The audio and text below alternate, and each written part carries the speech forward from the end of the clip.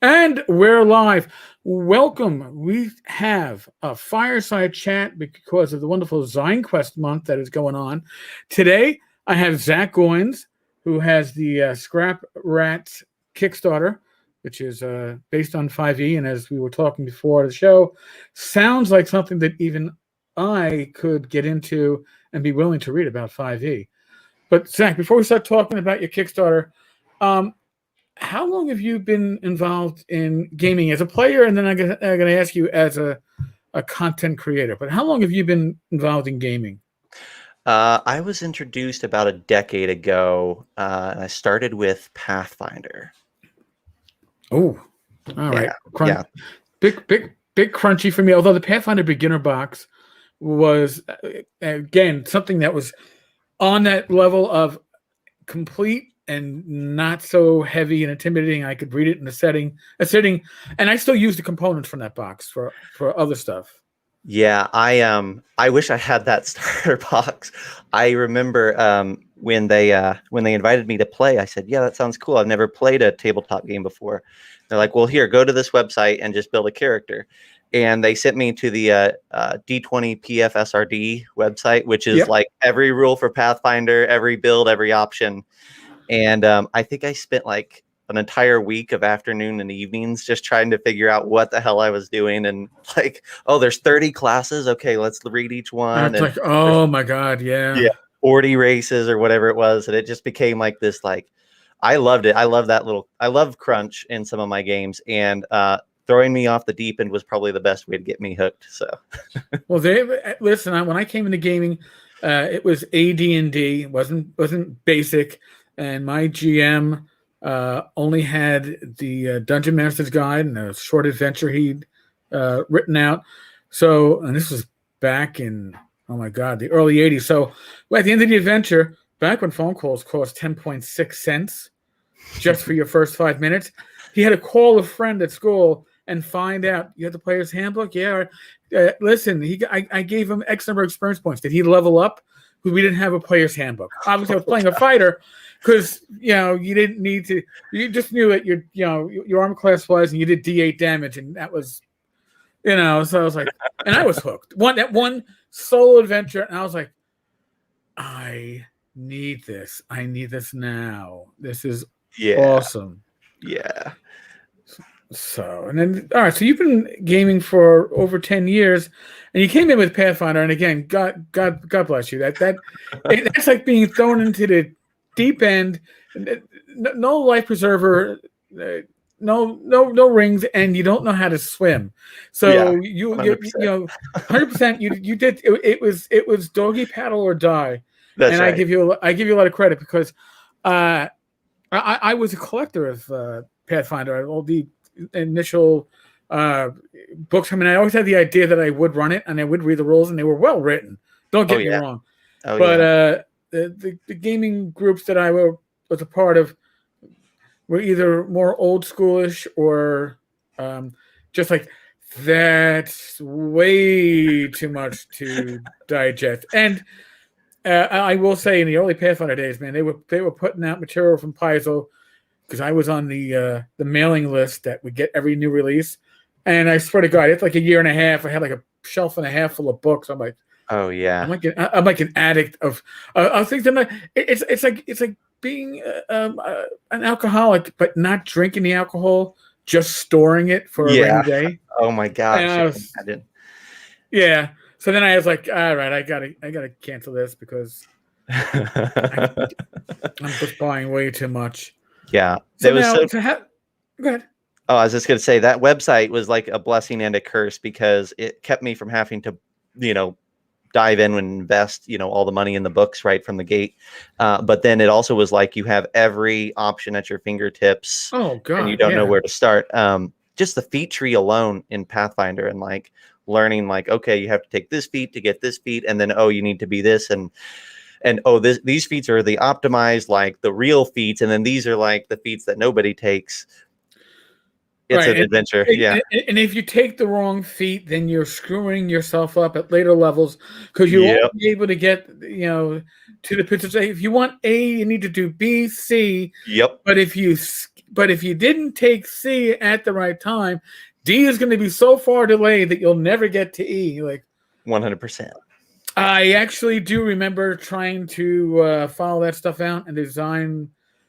See, Pathfinder was the first game that I ever saw, even myself sitting down going, all right, I haven't even played this character yet, but I'm already trying to figure out what this character will look like at 20th level. Mm-hmm. And I've never run a character legitimately past 10th in my gaming career, so why am I mapping out the 20th?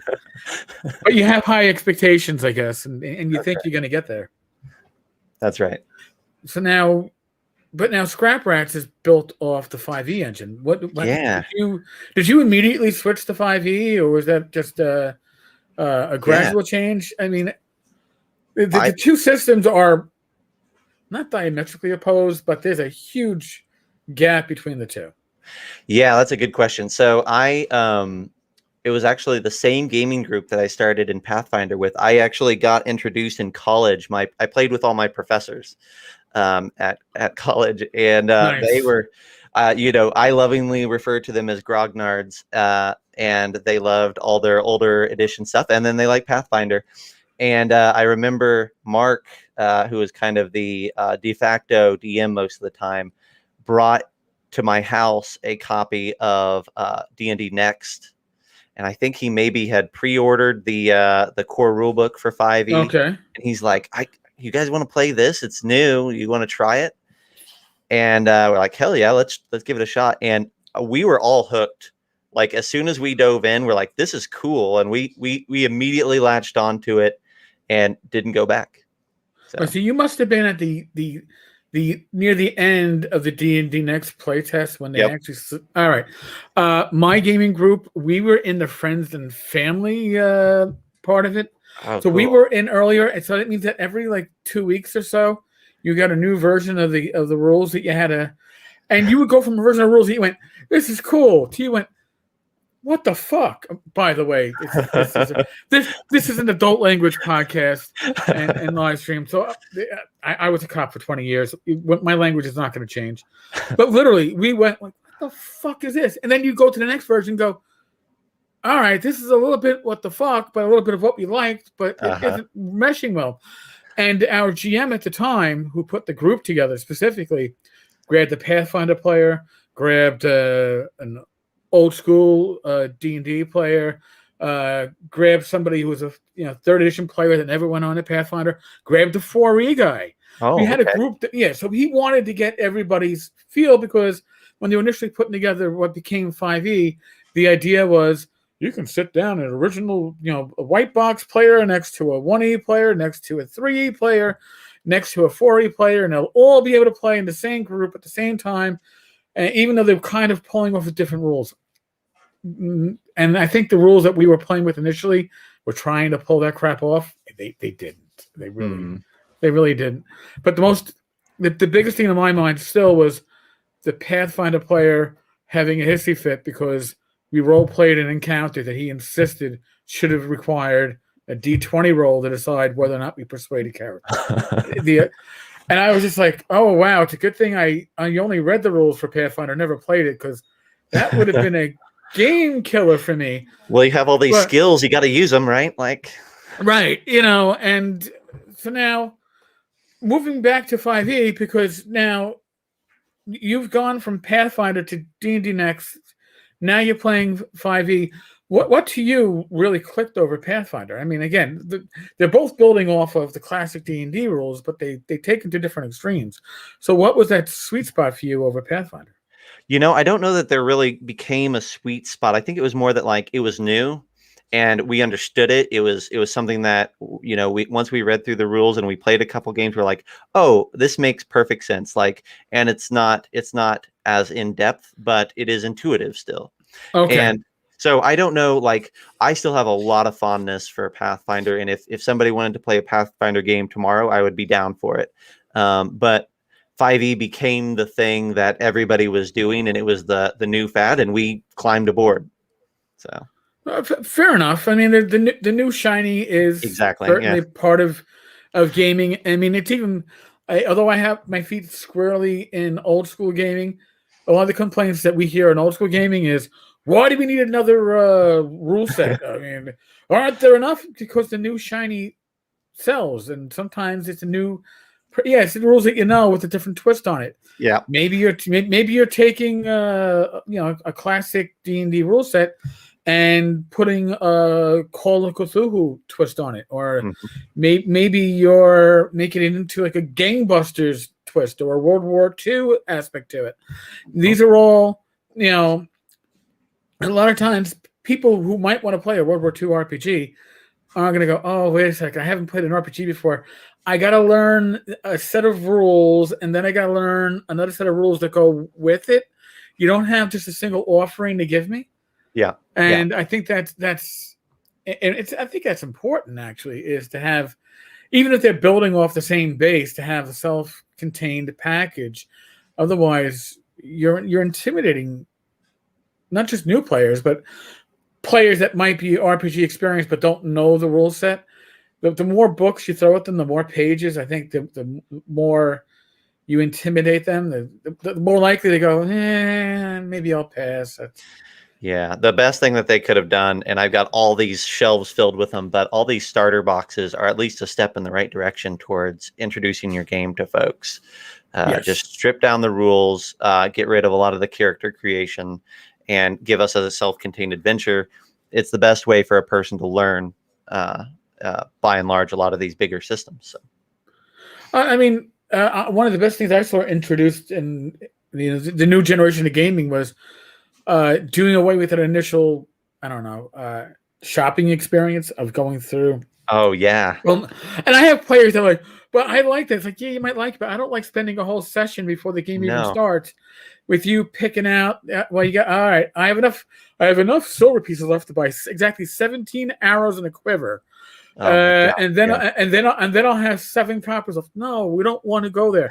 I want what you buy after that first adventure is important. Like your first adventure, getting an adventurer's pack, getting a class selection of weapons and armor, letting you choose within the packages, it's fine. And so, as I was mentioning before, even for Swords and Wizardry, when I put together the 4-page breakdown of the Swords and Wizardry rule set, I wanted a rule set that I could sit people down at a convention and say, create your characters, and maybe you've never played these rules before, and you're up and running in 10 to 15 minutes as a table.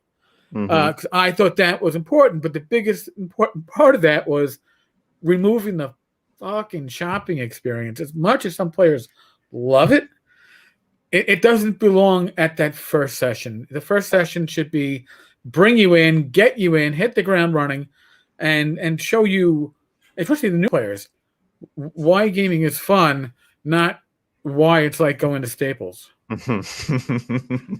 Exactly. Yeah, it's I think if I remember correctly, my DM early on had a copy of Hero Lab, which was like okay. Yeah, and it would take like 30 minutes to build a character because you had to like do a drop down for each individual item and like select it all, and then you got to print out and it all look nice and fancy. It's like, yeah, just give us a kit, like just a pre-built kit of items that we can then walk out with. It's not worth it. Yeah, and that is one of the huge time savers. So now we're going to step over and say you've got your Kickstarter, you got Scrap Rats as part of ZineQuest or ZineQuest. I screw up. I say ZineQuest all the time. I'm not sure it's because I'm going to blame it on the fact that I'm a New Yorker, but I'm sure the New Yorkers are probably offended by me saying that but with ZineQuest, and there are, I had said there were dozens of zines. I've been told that there's probably over 200 right now that are and we're only a week into it, so God only knows where we're going to be before this wraps up. But what inspired you to jump into ZineQuest, and what inspired you?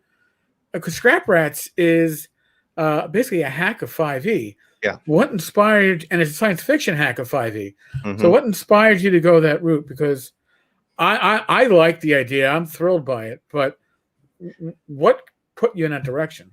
So I started making content for 5e a couple of years ago. I put it up on the DM's Guild and Drive Through RPG. And then at the end of 2019, we did our first Kickstarter, me and some friends. We made a aquatic supplement for 5e full of oceanic creatures and layers and things, and we got hooked. And especially I got hooked on the Kickstarter experience and on the creation experience. So we've done a few Kickstarters since then. I've helped other people create their Kickstarters. And ZineQuest was something that I missed the boat on the last 2 years. I didn't have a product that I was excited about putting out there, but I love the idea of it. And so for 2021, I said, I'm going to have something. And you talk about why Scrap Rats and what was the inspiration for Scrap Rats. Well, I love sci-fi, and I love especially like the sci-fi of the 70s and 80s and 90s. I love Alien. I love Event Horizon. Anything in that wheelhouse, right, gets me going. I love every Alien movie. I will happily sit down and watch it. It doesn't matter how trashy it gets. They age well. That's what you got to say about good science fiction. It ages well. Certain science fiction, I'll mention like the Traveler RPG, where computers were the sizes of small homes in your ship. Didn't age well. Yeah, but Aliens ages very well. It's kind of like I think The Expanse is going to age very well. Yeah. It has that. Can science fiction be timeless? It has that, but it has that feel to it. Babylon 5 is up on HBO Max. I gotta rewatch that series for the first time in probably 20 years, and see how well it aged, because I loved it at the time. I don't know if it aged as well. But yeah, the alien stuff really was spot on. Yeah.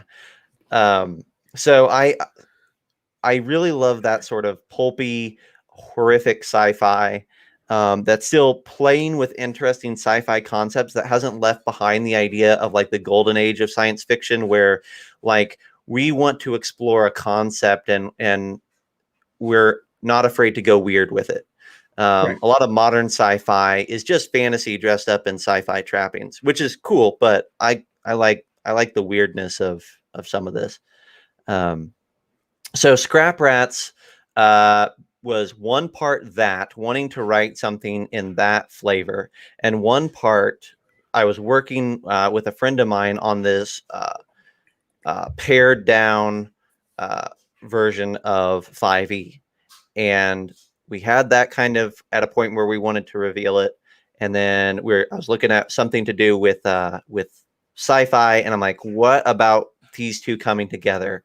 And we talk about scrappers in space, and that became Scrap Rats. So, well, it's like, I guess, Reese's peanut butter cups, chocolate and peanut butter. That's right. And because I look at, all right, Pathfinder, they put out Starfinder, which was, I'm not going to say a half-assed attempt to do science fiction with a classic D&D style rule set, but I don't think it hit on all cylinders, because again, it was I think holding on to its fantasy roots too closely. And a lot of the science fiction RPGs that we do see come out, like you said, a lot of times are fantasy with science fiction trappings. Star Wars is a great universe, but it really is the Force. I mean, it is fantasy, just changing the trappings. Exactly. That, and Starfinder is very much the same way, like you said. And really what I determined was that, at least for me, that leveling and becoming a character with even 30 hit points was a big part of what starts moving you away from what I love about sci-fi and into a more fantasy angle. When your character can take 30 hits, we're no longer in my ideal sci-fi universe. Now we're in Star Wars or something else, which I still love, but it's not the same. Right. Yeah, you're not going to see people leaping 30 feet and fighting off hordes. Mm-hmm. And so Scrap Rats and the build for it was, what if we never let you level up in 5th edition? what if we so the rule set is called Commoner Core is what we is what Oh, we built. nice. And the idea is like, what if you never took that first class, that first level in that first class, and you were a commoner and you have skills and you have a few other things and you can still pick up proficiencies along the way and you can still make money, but you're just an average person. You're just an average spacer. You're not a hero. You're not, one of the greats. You're just a scrap rat. And you're just trying to, make it a few bucks, make a few credits to get you through to the next week. And the veterans are people who have, ducked and dodged and finagled their way through a handful of adventures and lived to tell about it. See, that's really, I like that, because even when with my gaming, I find that even with the old school games, somewhere around 7th level is the sweet spot, because you go, and even that is like heroic play. But once you get beyond that, the characters get so powerful that it's hard to balance or even write adventures for them, because either you're going to overcompensate for that power and have a TPK, or everything's going to be so underpowered they're going to wade through it, and you lose that sweetness. There is a certain sweetness about those initial levels of play where death lies around the corner. Exactly. And you don't have that tension at higher levels. And when you do, your players get pissed off at you because you killed their 10th level wizard that they spent a year and a half, leveling up, and you're an asshole. But when all the characters are literally a step away from death, that's pretty cool. Yeah. I find it. I'm already 100% behind Scrap Rats. I'm a backer, but I'd love to see this converted to like a myth, like Cthulhu Mythos type of presentation. I think that really, because that's another thing that's hard to do with D20, because once you start leveling up, then the horrors become much less horrible.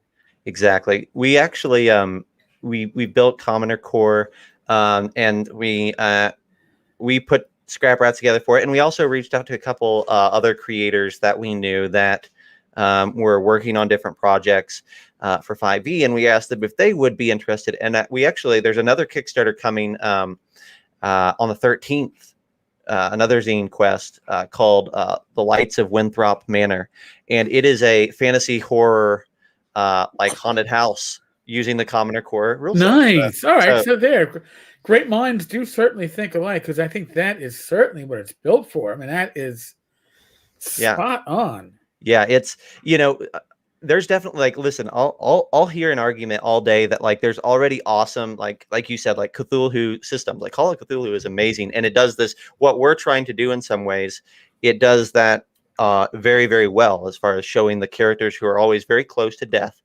Right. That being said, my argument for our system and my argument for why ours is going to be a lot of fun is that there is a lot of people coming in to 5e right now, or coming into this hobby via streams of 5e at the very least.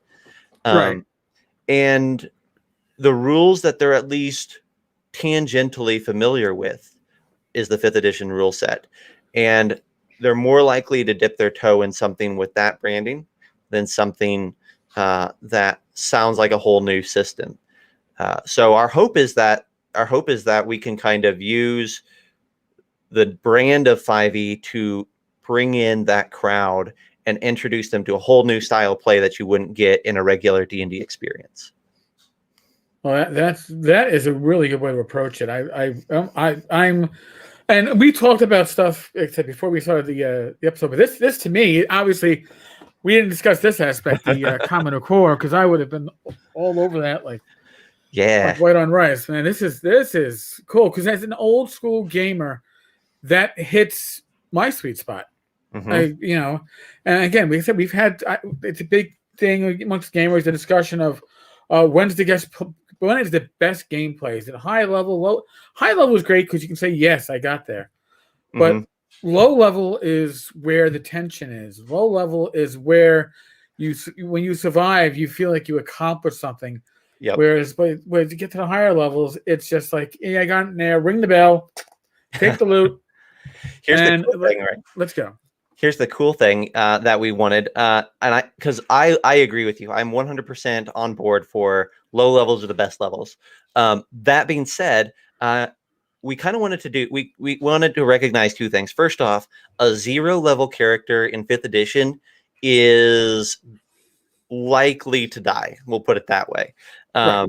And so we wanted to build in some parameters to help with that a little bit. So we built a luck system, and the luck system isn't like Call of Cthulhu or anything like that, where it recharges very quickly. Mothership has a great luck system.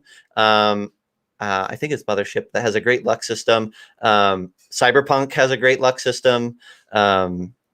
But all of those recharge pretty quickly once, like maybe every session or so. And Scrap Rats, luck recharges very slowly. But you start off with enough of it to where you can probably get through your first or second adventure if you play your cards right without dying. But going on from that, it's going to get iffy.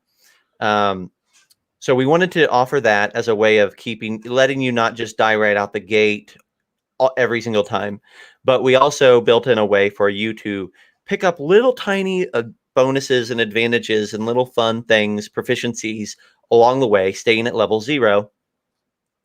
But at the end of the day, the other side of it is we wanted to build a system that if you said, we've played 4 rounds of Scrap Rats, 4 adventures of Scrap Rats, but now we want to play in, let's say, the 5e sci-fi larger game called Dark Matter. That's made by, oh goodness, I'm going to forget the company, but they're cool. Anyhow, if you want to take your Scrap Rats characters and take a class level and dive into Dark Matter, you can absolutely do that. All the rules still work. Nice. So there's an option there where we're not contradicting what it is. And our statement is that, at the beginning, you need luck to survive, but given long enough, you need skill sets to survive. Right. And so luck is for Scrap Rats, and skills and abilities are for veteran characters who are ready to take class levels and move on out, if that's what you want to do. Or you stay in Scrap Rats and you make the game about how far can I push this character and survive? How many scenarios can we work our way through and have a character that makes it all the way, right? Push your luck, yeah. That's a fun game for me. Like, can I make it through 6 scenarios with the same character? This guy beating the odds every single time. He's out of luck now, and yet somehow he's managing to make it through and come out with a payday. And that's a game that is perfect for convention play. Yeah, that really. And we were discussing before we went live about 2020 and how crappy. I went to TotalCon last February. And it was the last and only convention I went to in 2020. I was lucky enough to get an upper respiratory infection. I don't blame the con. It was just it's February, and then it turned into pneumonia. So I could almost call it con crud, but I'm not going to. But that was the last convention that I went to, and I can't believe it's already a year. Oh yeah, and. Yeah. Next week, they're going to be virtual. I'll be doing live streams with my usual live stream partner, Bad Mike, for like 4 nights of the con with some special guests. But it's not the same as being at the convention. Yep. So things like this, which really Scrap Rat seems like it's something that could be built as a perfect pickup game. Yep. You don't need much to run with it. Now, how long is the zine? Right now, it's sitting at 40 pages. I think that by the end of it, it'll probably be closer to 50. But, it's like a tight rule set. You get, I think 4 scenarios come with it. So there's 4 different missions for you to take on. and it's got all the rules in there for, you know, the races that you get to pick from, backgrounds, and then there's even some monsters in the back. So you don't need anything else. You just need this book and you're good to go. Now, I was reading on the Kickstarter page that it's basically 90% written except for like stretch goals. Yep. And some of those stretch goals include like a content possibly from backers to some extent. So, I mean, that to me is huge. I've been following here. I always have to look over my shoulder, make sure my wife is working from home, make sure she's not in the room. I've got like 450 Kickstarters I've backed over the 10 years I've been backing Kickstarters. So that's almost one a week for 10 years. Way too fucking many. And ZineQuest, I already busted through my $250 budget that I said, how many zines could I back that $250 won't get me through it? And I went, not even 2 days worth. Not even a weekend, and I'm already well past that. And you look at it and you're like, damn, holy crap! It's just an amazing thing that's been going on. Oh my gosh, And of course I lost my train of thought and I missed it. I hate to admit that, but we were talking about the size of the book, and that's going to be backer content. Yeah, but not only that. Okay, now I've backed well over 450 Kickstarters, and I've been an individual to certainly call out the Ken Whitmans and the Gareth Sharkers of the world, and the Joshua Frosts, who fail to deliver on what you've paid for. And usually it's because they have a great idea and had nothing written. But you have 90% already ready to go and done, and you've successfully kickstarted before. And that to me, it's like if you're gonna vet a project, yours is the type of project that I'd not just looking at and going, wow, this is a great rule set, and it's a concept that I can really dig, but I got to take a gamble. It's a great concept. It's a rule set that I'm comfortable with, and it's somebody with a proven background and it's already 90% of the way complete with the written material. Yeah. It was it's something that I learned with our first Kickstarter project. We had about 60% written before Oceanic Depths, and that after the Kickstarter's over, you have this crash, at least in my opinion. You have this crash of like, you've had all this energy you put forth to marketing and to promoting and to putting yourself out there, and you end it and you're like, oh my gosh, all right, let's deliver this thing. And it's so much, we found that that last 40% we delivered on time. We got Oceanic out, but that last 40% was so much harder after that crash. And so our kind of commitment from there on out was, we're going to have it 90% or 100% done before we launch anything from here on out. And that's going to make the backers feel better. It's going to make us feel better because it's done. And then our next commitment became, okay, so now we're hitting those, and we delivered a zine, a 56-page zine called Motherload last year, and we delivered it in like a month after the Kickstarter wrapped up. And we said, well, I think we can even do better than that sometimes. So we pre-bought art for the next project, and we did a product of dragons back in September, and we delivered it in 2 weeks after the Kickstarter wrapped up. So we're always trying to acknowledge the fact that we're treating this like a business. When we put something on there, we want to show that we're professional, that we're making quality stuff, and that we're going to deliver on time. And then we want to show appreciation to our backers, because quite honestly, like, these print runs are expensive, and they can't, or at least can't be. And you are helping us without having a product in your hand. You can go down to your game store, right, and buy a book off the shelf, hold it in your hand, take it up to the cash register and buy it, and know that you're walking out the store with it. Every person that backs something on Kickstarter is taking a risk. We want to acknowledge that risk by giving discounts, by giving exclusives, and by being consistent in delivering. Kickstarter deserves to be a platform that you can trust, in my opinion. Well, you have Steve George in the comments. I've been amazed at how quickly Zach gets his finished product out once the Kickstarter is done. Thank you, Steve. Yep, it's been different projects have different timelines. Scrap Rats we're going to deliver in a couple months. I think we said June. It's almost certainly going to be April. But okay, but we're gonna promise something, and we're gonna hopefully over deliver. Right. That's the way it should be. Yep. Yep. Even June, like that's a pretty quick turnaround as far as I can tell. But when it's 90% done, we've already ordered like almost all the art. A lot of the art is in for it. It just really needs to be final editing, putting in the backer created content, and handing it off to layout, and we're off to the printer. So, wow, that's spot on. Well, again, I'm excited to see this because this is something I could see myself enjoy running. And I don't say that about thank you much stuff, especially stuff that isn't stuff that's 5e engined. I had said earlier, Mythic Arthur is a game that I could see myself investing enough time to run it. The setting, even the rule system is at a point where I feel comfortable with it, but I can't say that for 5e in general. But this looks like something that I could have a blast running it. And as we talked about, I run games at conventions. Yep. This is something I would have a blast running at a convention. Oh my God.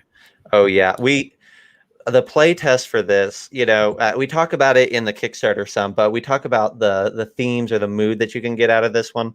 And the play test, you definitely get this gambit, right? Anytime you sit down at a table, especially with people that and you're among friends, there's going to be some comedy mixed in. Yeah. And Scrap Rats plays well into that. If you want it to be this like dark comedy where, you're in over your heads and it, and you want to lean into that, it can get really, really bizarre and quirky. And we've had some playtests where that happened, and it's a riot.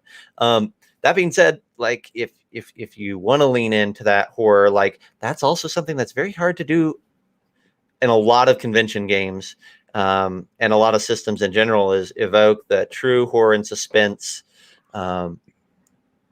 consistently. And I think that Scrap Rats can get you there if your party is willing to invest in that aesthetic, right? Well, that's good. If you're willing to say, I want this character to live, I need this character to live, that's the goal here, then I think this becomes more of a horror game. Right. If you're like, nope, I'll just make another one next time, then it's probably pulpy action comedy. And that's cool too. Like, there's plenty of room for that. Damn straight, man. That's so. Now, how much is it if the folks want to grab it on Kickstarter? So our basic tier for PDF is $7, and our full-on tier that gets you the physical zine is $15. That's like I said, my budget is long. So I'm not even going to pretend to stay within the budget. I'll just let tell my wife to buy more perfume to make herself feel better. I spend way too much money on zines this time around. Holy crap! Oh yeah. Oh. Well, I'll also mention, because people, if they hop on, they'll see we had some exclusives. And if you look right now, all those exclusives, I believe, are sold out. We did some things where you could help us name artifacts, and kind of come up with concepts for artifacts in the game, which are basically magic items. But in Scrap Rats, we imagine that an artifact should be way more powerful than you really should reasonably have. So some of these magic items, some of these artifacts are like, should you use them? Almost certainly not. But the temptation is going to be there, and that should add that fun aspect to it. It's Alien. It's you going up to the egg, knowing that you should not touch the egg, but maybe you go ahead and touch the egg anyway. Boon, curse, or both. We shall soon find out. That's the way I believe significant magic items should always be. If there isn't a cost attached to it, then really, Yeah. Generally it's unbalancing. That's when you return to my early days of gaming when I gave out artifacts from the 1E books all the time because everybody wants a hand and eye of Vecna. Just poke your eye out and cut your hand off. Yeah. So all the like exclusives that we had listed there are sold out, but we're trying to do something fun, and I think we're going to release another one tomorrow. So your listeners will have a little heads up here. We're releasing one-off exclusives all throughout the Kickstarter at new tiers. So if folks want to try to slip in and grab an exclusive that didn't see us on day one, there's still options for that if you keep your eyes out. So very nice. I like that idea. Yeah. That's good. Now I'm going to ask you a question that the Commoner Core. Do you have further plans for it? Do you have something coming up? Nothing set in stone, but what are your plans? Possibly going forward with this. Well, so that's interesting. We our kind of mindset with it was I want to get these zines out to people, and I want people to get their hands on Scrap Rats and Winthrop Manor, and if another one comes out, that's great too. And I want to hear from folks about what they think about it in mass. And so we kind of are holding off Commoner Core at the moment, but okay. I will say that our true intention is sooner rather than later to release the Commoner Core rule set for free, and anybody that wants you can use it. And then we will develop it as a probably a zine exclusive thing where like, yeah, you want to play, like you said, you want to play in the Cthulhu mythos. We've got a little zine for that, or somebody else has a zine for that, and we want to support that creator's pitch on Commoner Core. I'd love to see a whole line of products in different genres, all using it, all like taking the massive amount of 5e players that are coming in and saying, come play in these other genres, and let's use these products as a way to like give you the half step forward into playing in, the Alien RPG or whatever else you want to play in. Yeah, you can do Swords and Planets, Swords and Sorcery. You can evoke Conan or Cole or Solomon Kane type stuff. There's because a lot of this stuff works best when death is around the corner. Yep. Standard. Our classic fiction.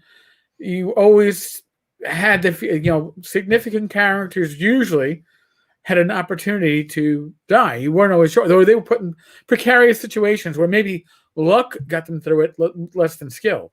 Yeah. And I like this. Yeah. I'm psyched. Oh man. It really, like, to me, from the art to the attitude, this product is something that I absolutely am in love with. It's right up in my wheelhouse. I write a lot of different things. I love writing all of them, but this one has got its hooks into me, and I cannot wait to start sending it out to people. So, yeah. Well, count me in as one of those people who cannot wait to receive it. I've said it before. I think that ZineQuest is going to turn into year-round Christmas because it's going to be like you're going to be going to your mailbox going, what came today? Did anything come today? Yeah. Because I'm going to be backing so many of these. Holy crap. Yeah. Well, Zach, thank you, man. Yeah. I have a little teaser, if you don't mind me doing a little teaser. No, please. Do for a you teaser, and your please. listeners. So I'll go ahead and say that if folks head over to Bite Size Gaming on like Facebook and things, they can, or if you just go to our Kickstarter, we're tied in with several other projects. We mentioned one of them on here, Winthrop Manor. So you can check out those upcoming ones. All of them are awesome. And I love all those creators. They're amazing people. But I have a super secret second zine that is going to, cross your fingers, launch at the end of this month. And I haven't done any promotion about it. I'm going to drop it on folks. So you're probably going to be the only people I mention it to before it launches. But it's called Siege, and it is a fold out zine. It's going to be 4.5 by 6, fold out to 12 by 18. Oh, okay. And it comes in acrylic, like think of, those like top loader cases. Right. That you put trading cards in or whatever. It comes in an oversized one of those. And Siege is a simple set of modular rules that you can plop onto any fantasy game, and it helps you run a defense style scenario, right? Like if you want to Helm's Deep from Lord of the Rings, right? There's a Right. rule set in there to give you some really, really fun mechanics for how to turn that into a more epic feel and having a lot of moving parts, but nothing gets overly complicated. It uses the Pandemic board game as an inspiration to kind of bring in some of that idea and get crazy. And on the back side of it, so you have all the rules, you fold it out, it looks like a book. And as you open the book and kind of unfold it, you read the rule set for it. Then it folds out further and you read this. There's a scenario that you get as part of it to show off the rules. And then when you finally finish folding it out, the back side of the whole thing is the gridded map for you to run the scenario on of Siege. So it's going to be a weird, funky product that I'm kind of excited about. Nice. Well, here, I'm going to ask you then, when it releases, ping me on Facebook, because I'd like to cover it on tankarstavern.com on the blog side. Cool. Because that looks really good. Yeah. Really good. I'll send you, I've got a little, like a little GIF that shows how it unfolds and how it looks as you unfold it and see the product. So I'll send you that as a little preview. Oh, definitely. So yeah, it's going to be fun. It's going to be $5, and I'm excited to get that, to get something funky out there if Scrap Rats wasn't funky enough. No, that sounds awesome. Well, again, Zach, thank you so much, man. Taking time out of your morning to join our listeners. Folks, Scrap Rats, do a search on Kickstarter for it. Back it. It looks really good. I'll be doing another live stream today at 7 p.m. Right. I will have James Carpio, and we have 2 more live streams tomorrow. Wow. So yeah, when I made the offer in the RPG zine community, I said, hey, I'd love to interview people on the live stream, or not even interview, do fireside chats, because if this is an interview, it's 2 people sitting at the bar talking shit. And I was expecting, we'll get a half dozen takers. I have every day is either. My wife said it's only double booking if it's the same time and the same day. I have 2 live streams booked on the same day, 3 times this week. Yeah, which I find amazing. Every day through Saturday has something going on. Oh my god! Yeah. So, and there are people that aren't launching till later in the month that I have to actually put on a schedule. The response has been great. The folks, if you're listening, whether it's on the podcast or if you're listening on YouTube or Facebook, subscribe to the YouTube channel, youtube.com, Eric Tenkar. Well, it's / Eric Tenkar, because this way you'll get notified when these live streams are going up. You can participate, because there's nothing more fun than having, live streams. Well, unless you're David Thompson, I like these live streams. They are on during my daytime instead of 3 a.m. Yes, David. David's one of the regulars. He's out in the beautiful UK. But yes, I do these live streams day or night, depends on the schedule, not of my schedule. Again, I'm retired.